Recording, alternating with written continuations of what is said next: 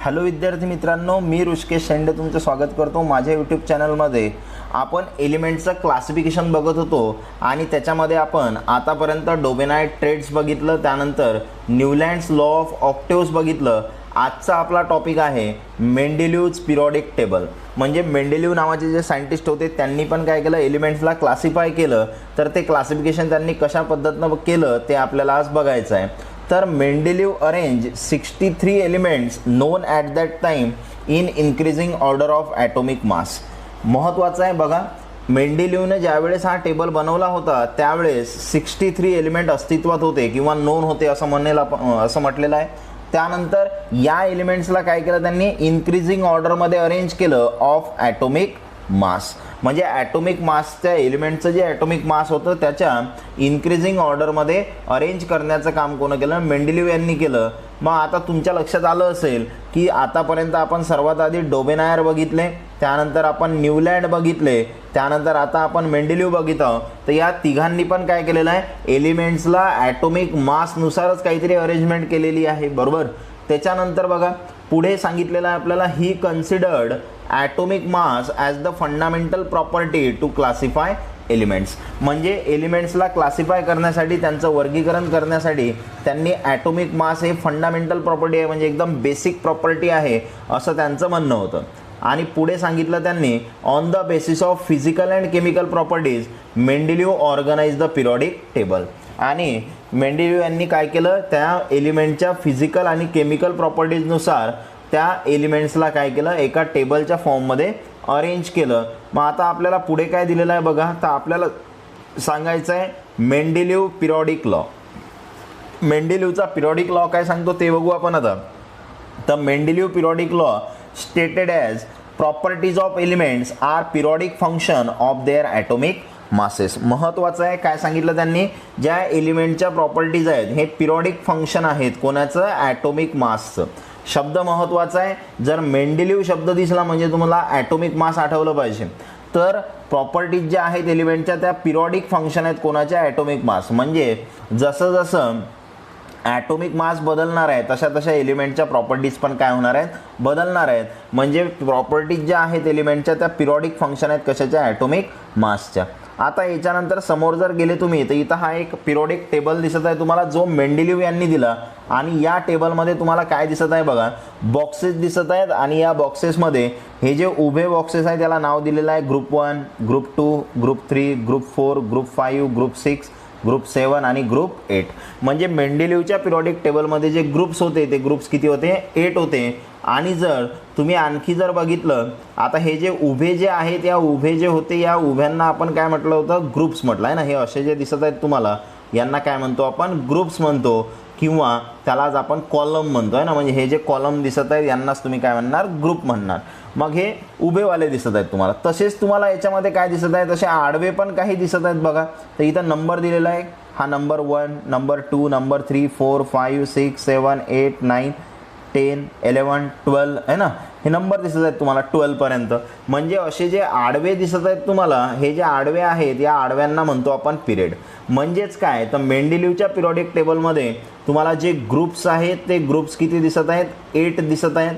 त्यानंतर जे पिरियड आहेत ते पिरियड किती दिसत आहेत, 12 दिसत आहेत. महत्त्वाचं आहे, मेंडेलिव्ह यांच्या पिरियॉडिक टेबलमध्ये 8 ग्रुप्स आणि पिरियड किती आहेत, 12 आहेत. मग हा पिरियॉडिक टेबल त्यांनी बनवला आणि कशा पद्धतीनं बनवला, हा इन्क्रीजिंग ऑर्डर ऑफ ॲटॉमिक मास आहे ना. ॲटॉमिक मासची जे इन्क्रीजिंग ऑर्डर आहे म्हणजे चढता क्रम आहे त्याच्यानुसार त्यांनी हा पिरियॉडिक टेबल तयार केला. आता याच्यामध्ये जर तुम्ही बघितलं तर तुम्हाला काय दिसत आहे बघा, तर इथं सुरुवात केली त्यांनी हायड्रोजनपासून. इथं H1 लिहिलेला आहे, हा 1 काय इंडिकेट करत आहे, याचा ॲटॉमिक मास इंडिकेट करत आहे. त्यानंतर जर तुम्ही बघितला हा Li7 आहे, हा Be 9.4 आहे, B11 आहे. तर तुम्हाला बघा हे जे तुम्ही बघितलं तर तुमच्या असं लक्षात येईल की 7, त्यानंतर 9.4, 11, नंतर 12, नंतर 14, नंतर 16, नंतर 19. म्हणजे नंबर काय होत आहे, वाढत वाढत जात आहे ॲटॉमिक मास. म्हणजे इन्क्रीजिंग ऑर्डर आहे कशाची, ॲटॉमिक मासची. तसंच खालच्या लाईनमध्ये बघितलं तर बघा, सोडियम 23, मॅग्नेशियम 24, ॲल्युमिनियम 27.3, मग हा 28 आहे, 31 आहे, 32 आहे, 35.5 आहे. म्हणजे व्हॅल्यू काय होत चालल्या, वाढत चालल्या. म्हणजे इन्क्रीजिंग ऑर्डर आहे कशाची, ॲटॉमिक मासची हे आपल्याला दिसत आहे. आणि या पिरियोडिक टेबलमध्ये जर तुम्ही ऑब्झर्व केलं तर तुमच्या हे पण लक्षात येईल की इथं फक्त 44 लिहिलेलं आहे, त्याच्या आधी नाव लिहिलेलं नाही, बरोबर. इथं 68 लिहिलेलं आहे, त्याच्या आधी नाव लिहिलेलं नाही. हे एक ऑब्झर्वेशन आहे इथं. त्यानंतर आणखी जर बघितलं तर इथं तुम्हाला काही क्वेश्चन मार्क पण दिसत आहेत, बरोबर. या YTच्या आधी क्वेश्चन मार्क आहे. इथं खाली जर बघितलं तुम्ही तर हा जो DI आहे या DIच्या आधी क्वेश्चन मार्क आहे. या ERच्या आधी काय आहे, क्वेश्चन मार्क आहे. इथं LAच्या आधी क्वेश्चन मार्क आहे, CEच्या आधी क्वेश्चन मार्क आहे, बरोबर. तर अशा काही गोष्टी तुम्हाला दिसत आहे. आणि त्याच्यासोबतच तुम्हाला बघा आणखी काय दिसत आहे, तर या पिरियोडिक टेबलमध्ये बघितलं तर इथं एकाच ग्रुपमध्ये तुम्हाला हे इथं एवढे एलिमेंट्स ठेवलेले दिसून राहिले तुम्हाला, आहे ना. हे एलिमेंट्स एकाच ग्रुपमध्ये ठेवलेले आहेत. आणि याच्यामध्ये पण जर तुम्ही लक्ष जर दिलं तर तुमच्या हे लक्षात येईल इथं COचं जे ॲटॉमिक मास आहे ते 59 आहे आणि NIचं पण जे ॲटॉमिक मास आहे ते 59 आहे, बरोबर. तर हे पण एक महत्त्वाचं ऑब्झर्वेशन आहे याच्यामध्ये. तसंच तुम्ही बघा RU आणि RHचं बघितलं तर दोघांचं पण तुम्हाला मास किती दिसत आहे, 104 104. मग आता आपण हा जो पिरियोडिक टेबल आहे हा काही तुम्हाला पाठ करायचा नाही आहे. याच्यामध्ये लक्षात काय ठेवायचं आहे, फक्त तुम्हाला लक्षात ठेवण्यासारखी गोष्ट हेच आहे की याच्यामध्ये जे ग्रुप्स आहेत ते किती आहेत, 8 आहेत. त्यानंतर जे पिरियड आहेत ते पिरियड किती आहेत, 12 आहेत. ह्या दोन गोष्टी लक्षामध्ये ठेवा, बाकी प्रिपेअर करण्याची गरज नाही. मग आता आपण या टेबलचं ऑब्झर्वेशन करू आणि त्याच्यावरती काही क्वेश्चन सॉल्व्ह करू. बघा पहिला क्वेश्चन आहे आपल्याजवळ, there are some vacant places in the Mendeleev periodic table. Vacant म्हणजे काय, रिकामे, है ना, रिकामे जागा तुम्हाला दिसत आहे. In some of these places the atomic masses are seen to be predicted. आणि ते जे व्हॅकंट स्पेसेस आहेत त्याच्यामध्ये तुम्हाला ॲटॉमिक मास लिहिलेले दिसत आहे. In list 3 of these predicted atomic masses along with their group and period. तुम्हाला यांची लिस्ट तयार करायची आहे, कोणाची, हे जे ॲटॉमिक मास प्रिडिक्ट केलेले आहेत, अंदाज लावलेला आहे त्यांची, अलॉंग विथ देअर ग्रुप आणि त्यांचा पिरियड. ग्रुप आणि पिरियड तुम्हाला सांगायचं आहे. तर बघा हे मी तुम्हाला सांगितलं होतं वरच्या टेबलमध्ये. तर इथं ॲटॉमिक मास तुम्हाला 44 68 आणि 72 असे 3 दिसत आहेत. तर हे जे 3 आहेत हे जर तुम्ही टेबलमध्ये बघितले तर तुमच्या लक्षात येईल. बघा इथं 44 आहे, त्यानंतर 68 आहे, त्यानंतर 72 आहे, बरोबर. तर इथं फक्त तुम्हाला ॲटॉमिक मास दिसत आहे, एलिमेंट दिसत आहे का, तर एलिमेंट दिसत नाही आहे. म्हणजे हे ॲटॉमिक मास प्रिडिक्ट केलेले आहेत, यांचा अंदाज लावलेला आहे. मग या ॲटॉमिक माससाठी तुम्हाला काय सांगायचं आहे की हे कोणत्या ग्रुपमध्ये आहेत आणि कोणत्या पिरियडमध्ये आहेत. तर तुमच्या लक्षात येईल बघा हा 44 4th नंबरच्या पिरियडमध्ये आहे, 68 आणि 72 हा 5th नंबरच्या पिरियडमध्ये आहे, त्यानंतर 44 हा 4th नंबरच्या पिरियडमध्ये आहे. म्हणजे पिरियड तुमच्या लक्षात आला. तसंच जर तुम्ही बघितलं तर वरती तुम्हाला ग्रुप दिसेल, बरोबर. आणि ग्रुप जर बघितला तर तुम्हाला हा 44 आणि 68 कोणत्या ग्रुपमध्ये दिसत आहे, ग्रुप 3 मध्ये दिसत आहे. आणि हा जो 72 आहे हा ग्रुप 4 मध्ये दिसत आहे, बरोबर. मग तुम्हाला हेच लिहायचं आहे ते कोणत्या ग्रुपमध्ये आहेत, कोणत्या पिरियडमध्ये आहेत आणि कोणकोणते एलिमेंट्स आहेत म्हणजे जे प्रेडिक्ट केलेले आहेत ज्यांचे ॲटॉमिक मास. तर ह्या सर्व गोष्टी आपण इथं खाली लिहून घेतल्या एका टेबलच्या फॉर्ममध्ये, बरोबर. हा तो टेबल आहे. ॲटॉमिक मास 44 जे प्रेडिक्ट केलेलं आहे ते ग्रुप 3 मध्ये आणि पिरियड 4 मध्ये, 68 ग्रुप 3 मध्ये आणि पिरियड 5 मध्ये, 72 ग्रुप 4 मध्ये आणि पिरियड 5 मध्ये, असं आपल्याला दिलेलं आहे. आता पुढे काय म्हणते बघा, आणखी जर तुम्ही समोर गेले तर काय म्हणत आहे, due to uncertainty in the names of some elements a question mark is indicated before the symbol in Mendeleev periodic table. म्हणजे मेंडेलिव्ह पिरियोडिक टेबल जो आहे त्याच्यामध्ये तुम्हाला एक क्वेश्चन मार्क दिसत आहे ना काही एलिमेंटच्या सिम्बॉलच्या आधी. व्हॉट आर सच सिम्बॉल, तर ते सिम्बॉल कुठं दिसत आहेत तुम्हाला ते तुम्हाला सांगायचं आहे. बघा जर तुम्ही बघितलं तर हे सिम्बॉल तुम्हाला कोणाकोणाच्या आधी दिसतात, तर YT DI ER CE आणि LA यांच्या आधी तुम्हाला असा क्वेश्चन मार्कचा सिम्बॉल दिसत आहे. असा क्वेश्चन मार्क काढलेला आहे. आपण चेक करू आहे का कोणाकोणाच्या आधी तुम्हाला क्वेश्चन मार्क दिसत आहे. बघा तर हा आपला टेबल आहे. या टेबलमध्ये बघितलं बघा YTच्या आधी क्वेश्चन मार्क आहे, DIच्या आधी क्वेश्चन मार्क आहे, ERच्या आधी क्वेश्चन मार्क आहे, बरोबर. त्याच्यासोबतच आणखी बघितलं CEच्या आधी क्वेश्चन मार्क आहे, LAच्या आधी क्वेश्चन मार्क आहे ना. म्हणजे हे जे एलिमेंट्स आहेत यांच्या आधी तुम्हाला क्वेश्चन मार्क दिसत आहे. मग आता पुढे आपल्याला काय करायचं आहे बघा, पुढचा जो टॉपिक आहे आपला तो आहे खूप महत्त्वाचा टॉपिक आहे ज्याच्यावरती एक्झाममध्ये क्वेश्चन विचारले जातात. तो टॉपिक काय आहे, merits of Mendeleev periodic table. याचे मेरिट्स कोणते आहेत, ॲडव्हान्टेजेस कोणते आहेत किंवा फायदे कोणते आहेत, चांगल्या गोष्टी कोणत्या आहेत कोणाच्या, मेंडेलिव्ह पिरियोडिक टेबलच्या. तर बघा याच्यामध्ये आपल्याला सांगायचं आहे की जे मेंडेलिव्ह होते यांनी revise atomic masses of some element to give them proper position in his periodic table.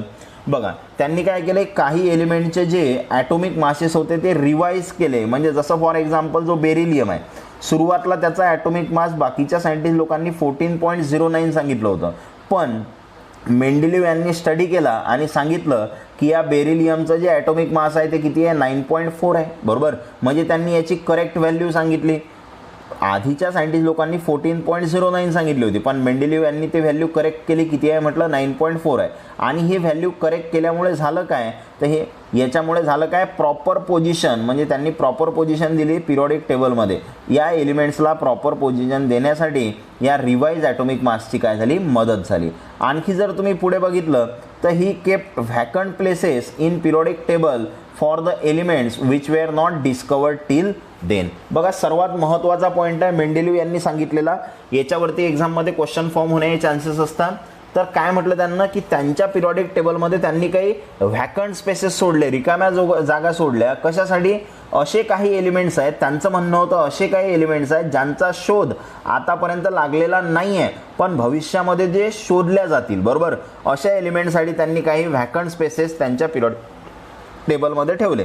जसं फॉर एक्झाम्पल त्यांनी नावं पण सांगून ठेवले होते. असा एखादा एलिमेंट असेल ज्याचं नाव सांगतं इका बोरॉन, असं त्यांचं म्हणणं होतं. आणि या इका बोरॉनच्या प्रॉपर्टीज त्यांनी सांगून दिल्या. मग भविष्यामध्ये एक एलिमेंट शोधला गेला ज्याला नाव दिलं स्कँडियम. पण या स्कँडियमच्या ज्या प्रॉपर्टी होत्या त्या प्रॉपर्टी मेंडेलिव्ह यांनी सांगितलेल्या इका बोरॉन सारख्याच होत्या, आहे ना. म्हणजेच काय, तर मेंडेलिव्ह यांनी जो इका बोरॉन सांगितला होता त्याला सध्या आपण स्कँडियम म्हणतो. बरोबर, तसंच त्यांनी इका ॲल्युमिनियम विषयी सांगितलं होतं. इका ॲल्युमिनियमच्या प्रॉपर्टीज सांगितल्या होत्या. भविष्यामध्ये एलिमेंट शोधला गेला ज्याचं नाव आहे गॅलियम, आणि या गॅलियम आणि या इका ॲल्युमिनियमच्या प्रॉपर्टीज सारख्या होत्या. मग इथं हे लक्षात आलं की हा जो जे मेंडेलिव्ह यांनी जे अज्युम केलं होतं किंवा जे सांगितलं होतं ते पण इथं खरं झालं गॅलियमसाठी, त्यालाच आपण इका ॲल्युमिनियम म्हणतो. त्यानंतर आहे इका सिलिकॉन. इका सिलिकॉनलाच आपण सध्या जर्मेनियम म्हणतो. तर इका सिलिकॉनच्या ज्या प्रॉपर्टीज सांगितल्या होत्या त्याच प्रॉपर्टी कोणाच्या आहेत, जर्मेनियमच्या आहेत. म्हणजे अशी काही त्यांनी भविष्यवाणी केली होती असं म्हटलं तरी चालेल. आणि त्यांनी ही जे भविष्यवाणी केली होती ते भविष्यवाणी खरी झाली असं म्हणणार आपण. त्यानंतर बघा, noble gases were place later in zero group without disturbing the original periodic table. म्हणजे बघा, मेंडेलिव्ह यांनी जेव्हा पिरियॉडिक टेबल बनवला तेव्हा नोबल गॅसेस विषयी माहिती नव्हती. आता नोबल गॅसेस म्हणजे काय, जसं हेलियम आहे, निऑन आहे, त्यानंतर आर्गॉन आहे, त्यानंतर क्रिप्टॉन आहे, त्यानंतर झेनॉन आहे, त्यानंतर रेडॉन आहे, असे खूप सारे काय आहेत आपल्याला नोबल गॅसेस आहेत. मग या नोबल गॅसेस विषयी जेव्हा पिरियॉडिक टेबल बनवला मेंडेलिव्ह यांनी तेव्हा या नोबल गॅसेस चा शोध लागलेला नव्हता असं म्हटलं तरी चालेल. पण नंतर त्यांचा शोध लागला. तर नंतर शोध लागल्यानंतर यांनी जो टेबल दिला होता त्या टेबलला डिस्टर्ब न करता एक सेपरेट झिरो ग्रुप करून त्याच्यामध्ये या नोबल गॅसेसला ठेवण्यात आलं. बरोबर, याच्यानंतर बघा, आणखी जर आपण समोर गेलो तर तुमचं इथं एक क्वेश्चन दिलेला आहे. काय क्वेश्चन बघा, यूज युअर ब्रेन पॉवरमध्ये क्लोरीन विषयी थोडंफार सांगितलेलं आहे. तर क्लोरीनचे 2 आयसोटोप्स असतात. आता आयसोटोप्स काय असतात ते मी तुम्हाला सांगितलेलं आहे, ज्यांचा ॲटोमिक नंबर हा काय असतो, सेम असतो, पण जो ॲटोमिक मास नंबर आहे तो काय असतो, डिफरंट असतो. त्यांना आपण काय म्हणतो, आयसोटोप्स म्हणतो. हे मी तुम्हाला सांगितलं होतं.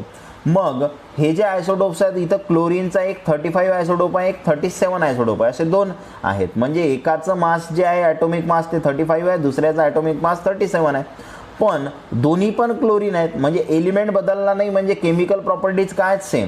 जरी त्यांचा ॲटोमिक मास डिफरंट असलं पण त्यांच्या ज्या केमिकल प्रॉपर्टीज आहेत त्या काय आहेत, सेम आहेत.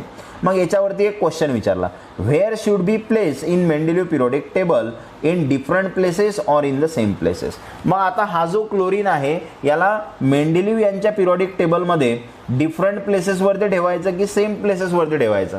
म्हणजे या दोघांना 2 वेगवेगळ्या जागा द्यायच्या की या दोघांना एकच जागा द्यायची, असं आपल्याला क्वेश्चन विचारलेला आहे. तर बघा, यांच्या म्हणण्यानुसार काय सांगणार आपण, Mendeleev periodic table elements are arrange on the basis of atomic mass. आपल्याला माहिती आहे मेंडेलिव्ह यांनी जो पिरियॉडिक टेबलमध्ये एलिमेंट जे अरेंज केले होते ते कशानुसार केले, ॲटोमिक मासनुसार. मग therefore isotopes of chlorine Cl35 and Cl37 will be place in the different places in the periodic table. बघा, जर यांचा ॲटोमिक मासनुसार आपण ठेवलं तर पहिले Cl35 ठेवावं लागेल आणि त्याच्यानंतर Cl37 ठेवावं लागेल, कारण आपण ॲटोमिक मासच्या इन्क्रीजिंग ऑर्डरमध्ये अरेंज केलं. म्हणजे क्लोरीनला किती जागा द्यायला पाहिजेत, 2 जागा द्यायला पाहिजेत. बरोबर, म्हणजे त्यांना डिफरंट प्लेसवरती ठेवायला पाहिजे. आता पुढे बघायचं आपल्याला what are the demerits of Mendeleev periodic table. जसे आपण मेंडेलिव्ह पिरियोडिक टेबलचे फायदे बघितले, आता तसे त्याचे काही तोटे पण आहेत, डिमेरिट्स आहेत किंवा डिसएडव्हान्टेजेस आहेत, लिमिटेशन्स आहेत मेंडेलिव्ह पिरियोडिक टेबलचे, ते बघू. आता बघा, तर सर्वात आधी काय म्हणत आहे, whole number atomic mass of cobalt and nickel is same. बघा, कोबाल्ट आणि दुसरा जो आहे तो दुसरा आहे आपल्याजवळ निकेल. तर या कोबाल्ट आणि निकेलचं जे होल नंबर ॲटॉमिक मास आहे ते काय आहे, सेम आहे. मग जर त्यांचं मास सेम आहे तर त्यांची जे पोझिशन आहे, त्यांना सिक्वेन्स कोणता द्यायचा मेंडेलिव्ह पिरियोडिक टेबलमध्ये आहे ना, त्याच्यासाठी ॲम्बिग्युटी निर्माण झाली. एक असं म्हणणार आपण की तिथं थोडंफार समजायला कठीण गेलं की आता कोबाल्ट कधी ठेवायचा आणि निकेल कधी ठेवायचा, बरोबर. म्हणजे या दोघांना पिरियोडिक टेबलमध्ये प्लेस कसं करायचं, आधी कोण ठेवायचं, कोबाल्टला आधी ठेवायचं की निकेलला आधी ठेवायचं, कारण दोघांचं पण होल नंबर ॲटॉमिक मास काय होतं, सेम होतं. बघा, मी तुम्हाला पिरियोडिक टेबलमध्ये दाखवलं होतं कोबाल्ट आणि निकेलसाठी. इथं दिसते तुम्हाला कोबाल्टचं पण 59 आहे आणि निकेलचं पण मास किती आहे, 59. दोघांचे मास कसे आहेत, होल नंबर ॲटॉमिक मास कसे आहेत, सेम आहेत. होल नंबर ॲटॉमिक मास म्हणजे काय, होल नंबरची सुरुवात 0 पासून होत असते. 0, 1, 2, 3, 4 आहे ना, हे होल नंबर आहेत सर्व. मग असे पुढे कंटिन्यू होतात. मग पण यांचं जे पॉईंटमधलं मास आहे ते पॉईंटमध्ये जर आपण कन्सिडर केलं ते वेगवेगळं येते, पण होल नंबर ॲटॉमिक मास कसा आहे त्यांचा, सेम आहे. मग या कोबाल्टला आधी ठेवायचं की निकेलला आधी ठेवायचं हे मेंडेलिव्ह यांना सांगता आलं नाही. त्यानंतर पुढे बघा, isotopes have different atomic masses. आपल्याला माहिती आहे आयसोटोप्स जे आहेत त्यांचे जे ॲटॉमिक मासेस आहेत ते काय असतात, डिफरंट असतात. But have not given separate places in periodic table due to same chemical properties. बघा, जे आयसोटोप्स आहेत त्यांचे जे ॲटॉमिक मासेस आहेत ते ॲटॉमिक मासेस कसे आहेत, डिफरंट आहेत, पण त्यांच्या ज्या केमिकल प्रॉपर्टीज आहेत, केमिकल प्रॉपर्टीज त्या काय आहेत, सेम आहेत, बरोबर. मग याच्यामुळे काय झालं तर जे मेंडेलिव्ह यांनी सांगितलं त्याच्यानुसार आयसोटोप्सला डिफरंट पोझिशन पाहिजे होत्या, पण त्यांच्या केमिकल प्रॉपर्टीज सेम असल्यामुळे मेंडेलिव्हनी काय केलं, त्यांना एकाच बॉक्समध्ये ठेवलं किंवा एकाच ग्रुपमध्ये एकाच पिरियडमध्ये ठेवलं असं म्हटलं तरी चालेल. म्हणजे त्यांना सेपरेट प्लेसेस दिले नाहीत. CL35 आणि CL37 असे दोन होते आपल्याजवळ, पण त्या दोघांना सेपरेट प्लेसेस द्यायला पाहिजे होते, पण त्यांनी सेपरेट प्लेसेस दिले नाहीत. हे पण एक त्याचा ड्रॉबॅक आहे. नंतर hydrogen shows similarity with alkali metals as well as halogen. जो हायड्रोजन आहे तो सिमिलॅरिटी दाखवते, म्हणजे सारखेपणा दाखवते कोणासोबत, अल्कली मेटल्स. आता अल्कली मेटल्स कोण आहेत, जसं सोडियम आहे, पोटॅशियम आहे, यांना काय म्हणतो आपण, अल्कली मेटल्स म्हणतो. म्हणजे हायड्रोजन यांच्यासारख्या पण प्रॉपर्टी दाखवते आणि हॅलोजन सारख्या. आता हॅलोजन म्हणजे काय, तर जसं क्लोरीन आहे, ब्रोमीन आहे, आयोडीन आहे, बरोबर, तर यांच्यासारख्या पण हायड्रोजन प्रॉपर्टी दाखवते. मग अशा दोघांसारख्या पण प्रॉपर्टी दाखवल्या म्हणून करेक्ट पोझिशन हायड्रोजनची सांगू शकले नाहीत. ग्रुप 1 मध्ये ठेवायचं की ग्रुप 7 मध्ये ठेवायचं हे मेंडेलिव्ह सांगू शकलेलं नाही आहे. मग आता ग्रुप 1 मध्ये आणि ग्रुप 7 मध्ये कोण आहे बघा बरं. जर तुम्ही ग्रुप 1 मध्ये बघितलं तर तुमच्या लक्षात येईल की याच्यामध्ये हा Li आहे, Na आहे, K आहे, यांना आपण अल्कली मेटल्स म्हणतो. मग हायड्रोजनला याच्यासोबत ठेवायचं की या ग्रुप 7 मध्ये ठेवायचं, म्हणजे हॅलोजन सोबत, म्हणजे हायड्रोजनला इथे ठेवायचं कोणासोबत, यांच्यासोबत, ते मेंडेलिव्ह सांगू शकले नाहीत. महत्त्वाचा पॉईंट आहे तो. त्यानंतर आणखी जर तुम्ही समोर गेले तर तुमच्या लक्षात येईल काय सांगत आहे बघा, when elements are arrange in increasing order of atomic masses the rise in the atomic mass does not appear to be uniform. Hence to predict how many elements could be discovered between two heavy metals was not possible. बघा, जेव्हा एलिमेंट्सला increasing order of atomic mass arrange केलं तेव्हा त्यांचं जे atomic mass rise होत आहे, म्हणजे वाढत आहे, ते युनिफॉर्मली राईज होत नाही आहे, एकसारखं वाढत नाही आहे. त्याच्यामुळे आपल्याला प्रिडिक्ट करणं कठीण गेलं की दोन एलिमेंटच्या मध्ये किती एलिमेंट डिस्कवर झालेले आहेत. म्हणजे कसं बघा, जर तुम्ही इथं बघितलं तर इथं काही एलिमेंट्स दिसत आहेत तुम्हाला. हा लिथियम आहे, याचा ॲटॉमिक मास किती आहे, 7, याचा 9.4, इथं 11, इथं 12, इथं 14, इथं 16, इथं 19. आता याच्यामध्ये युनिफॉर्मिटी आहे का पहा बरं. याच्यामध्ये 7 आणि 9.4 मध्ये कितीचा फरक आहे, 2.4चा फरक आहे. या दोघांमध्ये कितीचा फरक आहे, याच्यामध्ये जर काढला तुम्ही तर हा 1.6चा आहे. या दोघांमध्ये 1चा फरक आहे. त्यानंतर या दोघांमध्ये 2चा फरक आहे. म्हणजे बघा, याच्यामधले जे ॲटॉमिक मास इन्क्रीज होत आहेत ते ॲटॉमिक मास तुम्हाला इथं एकसारखे इन्क्रीज होता वेळेस दिसत आहेत का, त्यांच्यामध्ये युनिफॉर्मिटी आहे का, मग युनिफॉर्मिटी नाही तर मग आता बी आणि सीच्या मध्ये किती एलिमेंट्स आहेत, तर इथं 11 हा 12 आला, मग हा 12 हा 14 आला, मग इथं 13 वाला आहे का कोणी, 13 ज्याचा ॲटॉमिक मास आहे असं आपण सांगू शकलो नाही याच्यावरून. मग हे झाले डीमेरिट्स कोणाचे, मेंडेलिव्ह पिरियोडिक टेबलचे डीमेरिट्स म्हणा किंवा तुम्ही त्याला डिसएडव्हान्टेजेस किंवा लिमिटेशन पण म्हणू शकतात. हा क्वेश्चन, हे 2 क्वेश्चन एक्झाममध्ये येऊ शकतात. महत्त्वाचे क्वेश्चन आहेत मेरिट्स आणि दुसरा कोणता आहे डीमेरिट्स, हे दोन्ही पण क्वेश्चन महत्त्वाचे आहेत. आणखी जर आपण समोर गेलो तर ह्या आपल्याला similarity in hydrogen and alkali metals दिलेले आहेत. म्हणजे हायड्रोजन हा अल्कली मेटल सारखा कसा आहे ते सांगितलेलं आहे. बघा जसं आपल्याकडे हायड्रोजन आहे आणि दुसरा आहे Na, बरोबर. तर हायड्रोजन आणि Na म्हणजे आहे अल्कली मेटल. आता बघा हायड्रोजन Cl सोबत HCl तयार करते, तसा Na काय तयार करते, NaCl तयार करते. म्हणजे Cl सोबत Na पण कंपाऊंड तयार करते, Cl सोबत H पण कंपाऊंड तयार करते. तसंच बघा इथं आहे ऑक्सिजन सोबत दिलेलं आहे, तर हायड्रोजन आहे आणि सोडियम आहे. हायड्रोजन जसं ऑक्सिजन सोबत H2O तयार करते तसा सोडियम काय तयार करते, Na2O तयार करते, बरोबर. म्हणजे हायड्रोजन हा Na सारखी प्रॉपर्टी दाखवत आहे. मग तसंच आणखी त्यानं तिसरं एक्झाम्पल घेतलं S साठी. म्हणजे आपल्याला काय लक्षात येत आहे, हायड्रोजन जो आहे तो या सोडियम सारखी म्हणजे अल्कली मेटल सारखी प्रॉपर्टी दाखवत आहे. कोणासारखी प्रॉपर्टी दाखवत आहे, अल्कली मेटल सारखी. मग तसंच पुढे काय दिलं बघा, आणखी जर तुम्ही समोर गेले तर सांगितलेलं आहे आपल्याला की similarity in hydrogen and halogen, hydrogen आणि हॅलोजन मधली सिमिलॅरिटी आहे. जसं बघा हा हायड्रोजन आहे, हा हायड्रोजन आणि दुसरा आहे Cl. जसं सोडियम सोबत NaH नावाचं कंपाऊंड करते तसा हा Cl पण काय तयार करते, NaCl तयार करते. म्हणजे बघा जसं सोडियम सोबत Clनं पण कंपाऊंड तयार केलं तसं सोडियम सोबत हायड्रोजननं पण कंपाऊंड तयार केलं. म्हणजे Clनं जे प्रॉपर्टी दाखवली तेच प्रॉपर्टी कोण दाखवली, हायड्रोजननं बघितली. आणखी जर तुम्ही पुढे गेले तर इथं CH4 आणि CCl4 दिसत आहे. म्हणजे हायड्रोजन आहे आणि दुसरा क्लोरीन आहे. मग हायड्रोजननं कार्बन सोबत CH4 तयार केला तसा Clनं कार्बन सोबत CCl4 तयार केला. म्हणजे Cl पण कार्बन सोबत कंपाऊंड तयार करते, हायड्रोजन पण कार्बन सोबत कंपाऊंड तयार करते. याचा अर्थ हा Cl सारख्या प्रॉपर्टी दाखवू राहिला आणि Cl ला काय म्हणतो आपण, हॅलोजन म्हणतो. म्हणजेच काय तर हायड्रोजन जो आहे तो हॅलोजन सारखी पण प्रॉपर्टी दाखवू राहिला आणि जो हॅलोजन आहे तो जो हायड्रोजन आहे तो अल्कली मेटल सारखी पण प्रॉपर्टी दाखवू राहिला, दोघांसारख्या पण प्रॉपर्टी दाखवू राहिला. म्हणून त्याच्या पोझिशनमध्ये त्याला ठेवायचं कुठं हे मेंडेलिव्ह सांगू शकलेले नाही.